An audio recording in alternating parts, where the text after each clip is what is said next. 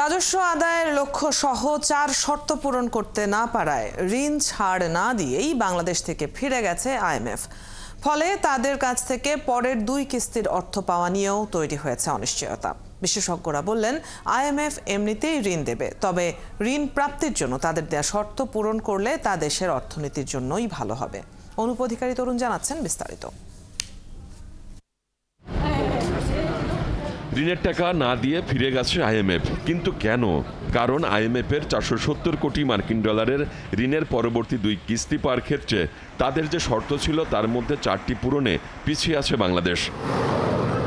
রাজস্বের ভালো প্রবৃদ্ধি না হওয়া, বিনিময় হার বাজার ভিত্তিক না হওয়া, ভর্তুকি না কমা এবং ব্যাংক খাতের আশানুরূপ উন্নতি না হওয়া, যাওয়ার আগে এমন শর্ত পূরণ না হওয়ার কথা বলে গেছে আইএমএফ। তাহলে কি আর পাওয়া যাবে না বাকি 2 কিস্তির অর্থ? তারা আমাদেরকে অনিশ্চিত এই কথাটা বলেনি, তারা আমাদের কাছ থেকে তথ্য নিয়েছে, তারা নিজেদের মতো করে এটা রিভিউ করবে, অ্যানালাইসিস করবে এবং তারা যদি দেখে যে নির্দিষ্ট সময়ের মধ্যে শতভাগ অর্জিত না হলেও অর্জনের দিকে ধাবিত হচ্ছে, তবে অবশ্যই তারা পজিটিভ সিদ্ধান্তই নেবে। নানা শর্ত সাপেক্ষে ঋণ দেয় আইএমএফ, যে শর্তগুলো পূরণ করতে নানা পদক্ষেপও নিতে হয় ঋণ প্রত্যাশী দেশকে, এবং শর্তগুলো পূরণ করতে পারলে তা ওই দেশের জন্যই ভালো, এমনটাই বললেন বিশেষজ্ঞরা। আমার মনে হয় ভ্যাটের ক্ষেত্রে সংস্কারের সুযোগ আছে।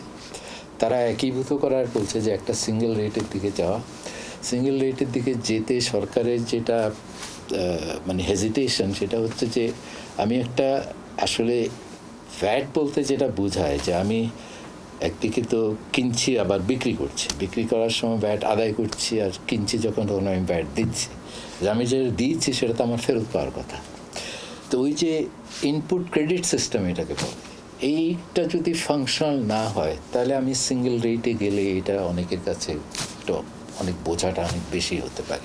আইএমএফ এখন পর্যন্ত তার সরকারের সঙ্গে তার যে বিধিবদ্ধ চুক্তি এবং যে খাত উপখাতগুলোতে সংস্কার চায় সেটি কিন্তু পুরোপুরি লিখিতভাবে রয়েছে।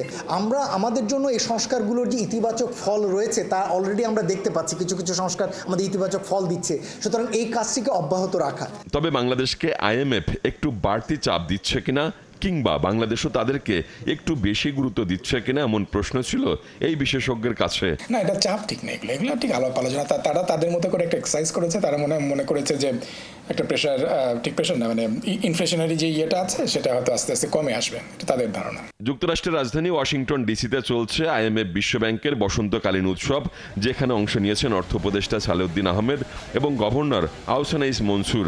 আর এখানে অর্থ ছাড়ের বিষয়ে আলোচনা হওয়ার কথা রয়েছে। অনুপ অধিকারী তরুণ, ৭১, ঢাকা।